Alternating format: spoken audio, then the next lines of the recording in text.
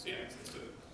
So this is what I'm going to talk about. We're going to talk about what Alphabear actually is. Then we're going to talk about what the bearaphrases feature is in Alphabear, the first Alphabear. And then we're going to talk about what we changed in Alphabear 2 to extend it and make it bigger and better. Then we're going to talk about the design goals after we sort of understand how this feature works, and then dive into what about this feature makes it actually work. And then at the end, we'll talk about what all of you can learn from all of this, this experience that we've had. So first of all, what is Alphabear? So Alphabear, this is the official blurb here, an original word puzzle game in which you spell words and collect cube pairs whose powers boost your score. It's a free-to-play game on iOS and Android. There's Alphabear on the left and then Alphabear 2. Alphabear, the first one, came out in 2015. It was the Game of the Year for Google Play. Alphabear 2 came out last year. It was an honorable mention at the Game Developers Choice Awards in GDC next month. So these are some core features of Alphabear that will become relevant to the bearaphrases feature that I wanted to touch on really briefly. We have a bunch of bears. They're sort of like your power-ups that you bring into the game. They all have different personalities, different arts, different, there's like wine bear and skeleton bear, and there's all kinds of crazy stuff. And in fact, the player in Alphabear 2 can design their own bear. So in the middle here, you can see there's sort of like this clothing customizer UI, and like this player made basically it's like a wizard Flavor Flav with a trucker hat on, which I don't know, but I dig it. And then on the right is the actual gameplay. So it's the grid of letters. There are little buttons. You tap them to spell out a word. And see at the bottom, I spell beans. So here's a quick gameplay video just to show you what it's like. So you're selecting which bears you're bringing into a game. Then you get into the game. You get the grid of letters. You're tapping out words in that grid. So sit here. It appears at the bottom. When you have an actual word, the check mark turns green, hit the button, it's submitted, and the tiles around the ones that you just used get revealed. So you can see as I keep playing, I'm revealing more and more letters. One other thing I'll point out right here is that some bears have powers. So this power that I'm using right now is a simplified power, so it simplifies the whole board to make it super easy to spell long words like sitters. Which allows me to reveal even more of the board. And so you get more points for longer words, and you get more points the more letters you use in the game. Okay, so what is the bearaphrases feature? So we're going to step back to Alphabear, first Alphabear, Alphabear 1, to talk about this, just to give you some context. So at the end of Alphabear, this is sort of what you'd see. One of your bears that you took in takes a little selfie, and there's a blurb of text to the right of them. When you hit the refresh button in the bottom left, all this sort of refreshes and the text changes. The text on the right of the bear is a sort of a template, fill in the blank kind of style. So you can see some words are teal and some words are black. The black is the template and the teal are words that you spelled in your game. So the origin of this feature is actually kind of interesting. We had a phone call sort of towards the end of the project where it was one of those like, well, what's one feature that you wish we had done that we didn't do? And our artist Brent had mentioned, it'd be really cool if we had this system where bears can take selfies and you can post them on Twitter because he was the artist, and so we really liked these cute bears. We wanted to show them off. Also, he's really big on Twitter, so we thought about it and it was like, oh yeah, that's not too bad. So sort of at the last minute, we kind of threw this feature in the first Alphabear, and it ended up being one of the biggest successes in that game. Obviously, we want to double down on it for Alphabear 2, but yes, this is sort of the stuff you get out of Alphabear 1. It's a bear, he's saying a funny thing. It's Turkey Bear saying you stuffed, bro, which is awesome. This is probably one of the better ones I've seen. And people liked it. So we got some, semi-famous nerds to tweet about it. It's Will Wheaton tweeting about Alphabear. Here's Felicia Day. Not her bag at all. Totally. So Alphabear 2. So this was a game that I've been working on for the last couple of years. We really wanted to double down on this feature, and we wanted to make a lot of changes to it to make it more interesting. So we'll talk about some of the changes that we made. So first, obviously there's a huge full color background. It's really an environment environment, which the bear feels like it's part of. And it still retains the same Chrome and like call to actions in the corners here this time. So it's still providing that marketing for us when you share them. But we also added a ton of new templates, so this is one of the newer ones. I enjoy a warm glass of blank before bed. The background will evolve and change as you progress in the game. So each section of the game has a different theme. In this section, we have like a sort of 1950s American graffiti kind of style. So you can see it's sort of like a diner in the background, and then there's Greaser Bear, which is from that era, talking about his email password. Don't tell your password to people. Okay, so we also added poses that the bears can be in. So this is a pretty simple one. It's just kind of leaping through the air. We also added props, so another way for the bears to interact with things, interact with their environment. So here's a newspaper and a big anime sweat drop. Also added bear phrases where multiple bears are interacting. So this is sort of like a hospital bed, and there's two bears who are having this little interaction happening. And so all this stuff is there to add to the text that we're generating. Also, we incorporate the player's avatar. So the bear that they customize, that they created, that's their bear. We put that in certain bearaphrases throughout the game. So, for instance, here, this player has like a crazy rat grandma or something. But yeah, they're like front and center in the bearaphrase, so it really showcases off their personal bear. The other thing we added, which is one of my favorites, is vignettes. So vignettes are a little bit more involved than props and poses. They take over the entire scene, and they often come with their own like custom poses. So, for instance, here's somebody's avatar who's like this crazy unicorn bear, and he's ranting about hot dogs on a subway car. And they can, this is one of the more different ones, so they completely change everything up. And the way that these are structured, they're a little bit more rare than the normal poses and the normal bearaphrases. So when you see one of these, it's sort of like really striking that jumps out to you. Here's another one. Bear dictator. And the space fighting. So you can see there's a big variety in the vignettes, and they really let us get away from the strict sort of like time frame errors that we're doing for the rest of the game. And so finally, the other big feature that we added was this concept of renaming the game. So some of the templates that you can get in the game have this hashtag rename AB2 at the end of them, and they include the actual name of the game here. And so when you see one of these things, it pops up a little like thing that says, hey, you can tweet this out, maybe we'll choose it and change the name of the game. So somebody might tweet it out like, this is a real person tweeting this out. And then we'll come along and think it's it's pretty cool, so let's add it to the game. And so when you start up the game, after we've done this, this is what you'll see. So it's sort of like your 5 minutes of fame as an Alphabear player if you get your rename Alphabear 2 chosen.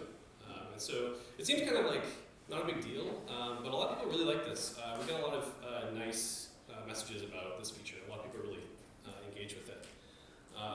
And we do this every day. We choose somebody from Facebook, Instagram, Twitter every single day, and it's sort of curated by us. Cool. So next I'll talk about the design goals of the bearaphrase system, now that we kind of have a sense of what it actually is. And so first and foremost, this is designed to really have fun with the bears in the game. There's, we have hundreds of bears, and they're all super cute, and it really is a way for us to showcase them and to do fun things with them. It's also a way to do something with the words that you spell in the game. So without the bearaphrase system, it doesn't really matter what words you spell, so long as you spell words. So this really gives you a consequence to your actions. Like when you're playing the game, you're thinking about, okay, if I use this word's going to show up in the bearaphrase later on. And so that leads to deeper engagement. I care about what words I'm spelling. And when I'm playing, if I spell a really juicy word, I'm like, oh, this is going to be a good bearaphrase later. Like, I'm really looking forward to seeing what that generates. Yeah, and obviously virality in marketing. So I like to think of bearaphrases as a way of encouraging word of mouth recommendations. So that's sort of how we approached it.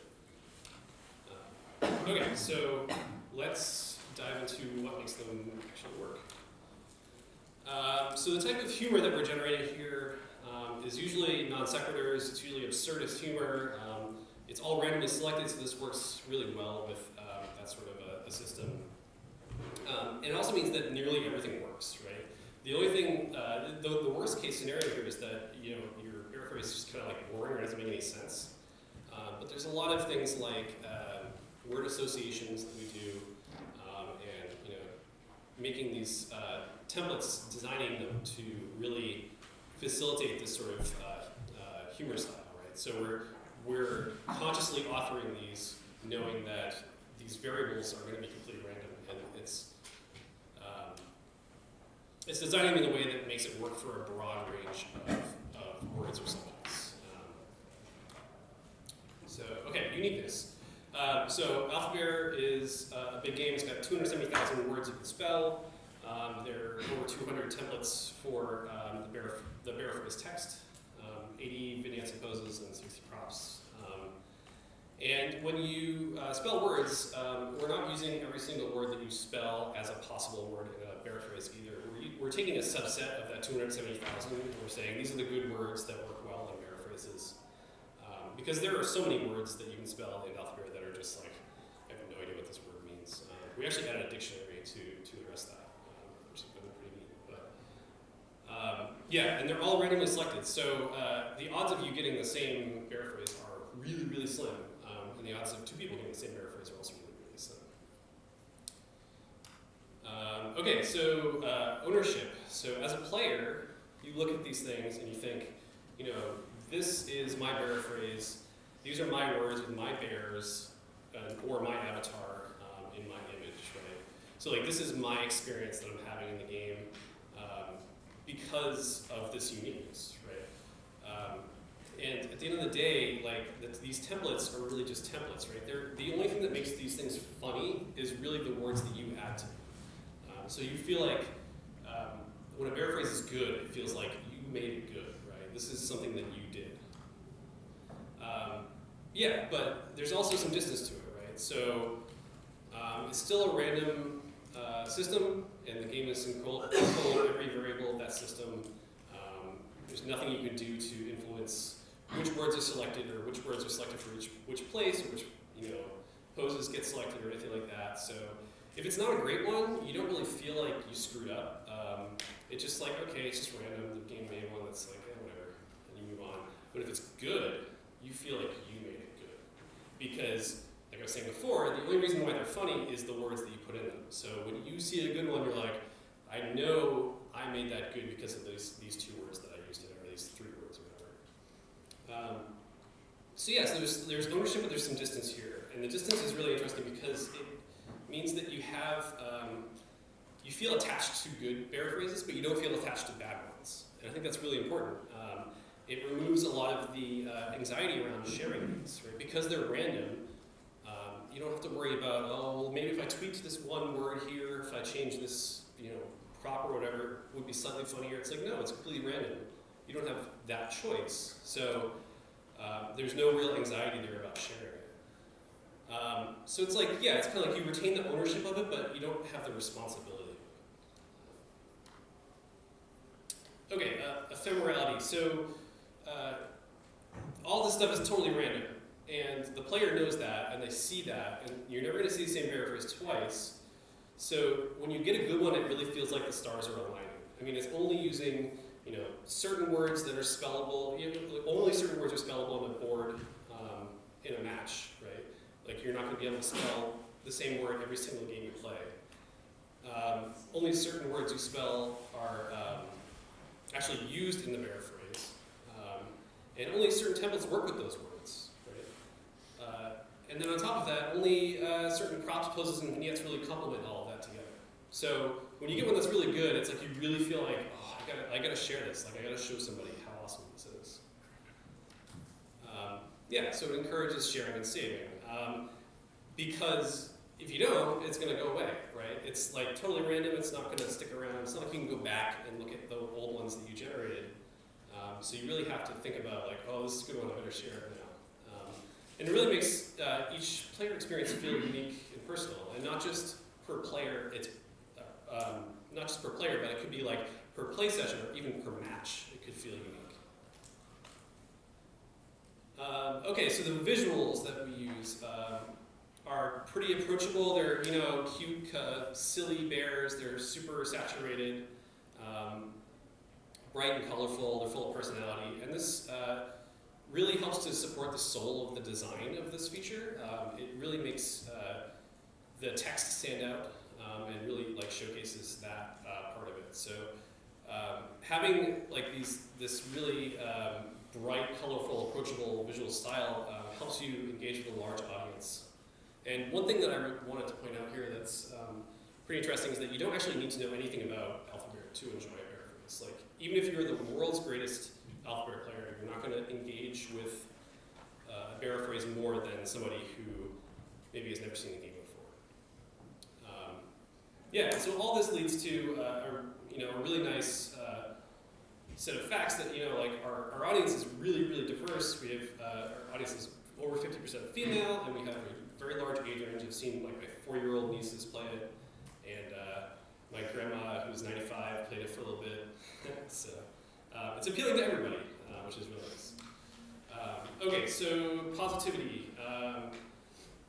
So it's very difficult to generate anything offensive in Alphabear. So we deliberately ban certain hate speech words and things like that. And the bears in general are sort of like happy, and if they're sad, they're like comically sad. They're not really sad. And so it just ends up generating super silly things, right? The path of least resistance for this feature is silliness, which is why I think it works so well. We also are very stingent about making templates that are not evocative of anything or that are controversial. So one example of this is we had at one point a template that was blank is not real, change my mind. And when we authored that, it was like, oh, this is some hot meme real estate, what do you think on that? But some people pointed out to us, it's like, no, this comes from a bad place, and this is sort of making me feel uncomfortable in the game. So we actually ended up removing that for the better, definitely. Okay, emotional resonance. So this is sort of a little hand-wavy, but the reason I think these work so well is because when you look at a bearaphrase, it invokes an emotion in you, right? In the same sense that, like, I guess an antithesis to this would just be like a screenshot, right? A screenshot doesn't really say anything. It doesn't get you feeling anything unless it's reminiscing about Dark Souls or something. Like it doesn't really have that emotional impact that something like a bearaphrase does. And yeah, fun fact, overwhelmingly the content that people share generally contains like really dirty words. And that's because like it juxtaposed with the art style, it really adds a lot of humor to it. And at the end of the day, people are sharing these images to connect with each other, to evoke emotions and responses from their friends, which sounds a little political, like a little sterile, but I think it's still a useful perspective to have, where that's the reason people are sharing these, not because there's a big share button, right? It's because they invoke an emotional response in them, and they want to have that emotional response and share it with their friends. Okay, so just to recap really quick, what makes bearaphrases work? The humor style is non sequitur is an absurdist. The uniqueness of them, there's many, many combinations of words, templates, props, poses, whatever. You're never going to see the same thing twice. The ownership of them, as a player, like these are my bears, these are my words that are making it funny. The ephemerality of it, so the transitivity of it, you can't go back, you can't regenerate ones that you wanted, that you had before, and you can't, there's no way for you to go in and say, I want this template and this bear, and this, like, it's all random, so you gotta share it or lose it. Approachability, the visual language is really easy to understand. You don't need any game knowledge to appreciate it, and it's appealing to a wide audience. So positivity is extremely difficult to make anything offensive, and at worst, it just sort of feels like a lame joke in poor taste. So the emotional resonance is what we just talked about, and with people sharing these to really connect with each other and to share an experience together. So that's why I think the Alphabear bearaphrases works. Here's some fun bearaphrases. This is Tycho from Penny Arcade, and then some John Walker from Shotgun. Yeah, these are good.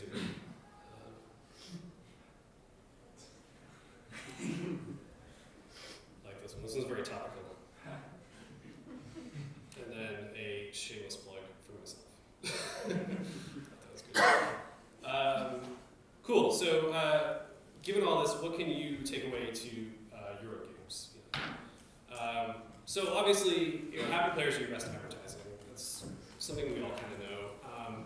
In our case, it was a means of this was a means of empowering them to create this meaningful personal content, and that sort of facilitates these word-of-mouth recommendations between people.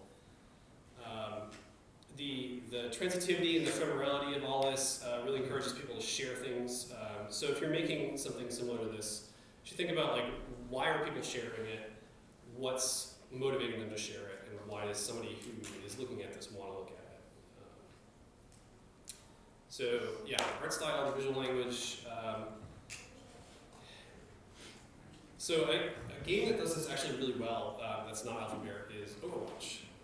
So the play-the-game clips are exactly what we're talking about, right? So if I share a play-the-game clip with you and you've never played Overwatch, never seen it before, first of all, it shows you here's their name, here's your friend's name, boom, front and center. And then it shows you the gameplay, and then at the end it shows you the Overwatch logo. So when I'm watching that, I'm seeing, here's my friend, here's a cool experience they had that they're proud of, and here's the game it came from, right? Those are the three things that you want to put in a feature like this. And so we looked at what Overwatch did, and we tried to do some of that in Alphabear too. Yeah, like I was saying before, the having an emotional resonance to what you're sharing really makes a big difference. Yeah, and games are powerful, so using those spread happiness in the world. So cool, thank you.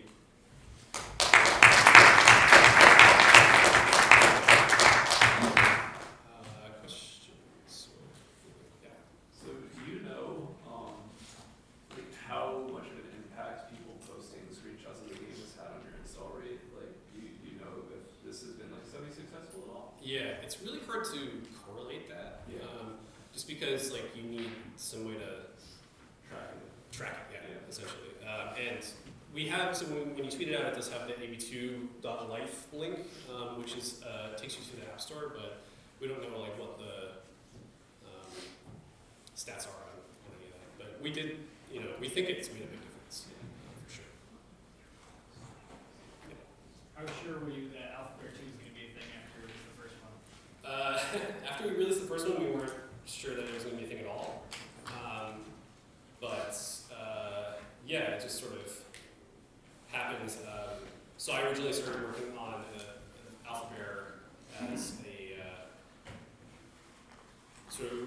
so Alphabear has a big audience of librarians who think it's great for teaching spelling, and so we wanted to really explore that some more, and so we actually did a study with the National Science Foundation, and so I worked with that study originally, and that's sort of the work we did for that sort of morphed into Alphabear 2. So if you look into Alphabear 2, there's stuff like morphemes, which are directly resulting from that. So yeah, it was sort of just we didn't think we were going to make a sequel, and then all this educational stuff happened, and then we're like, oh, we can make that into a sequel. Really, It's kind of gross up.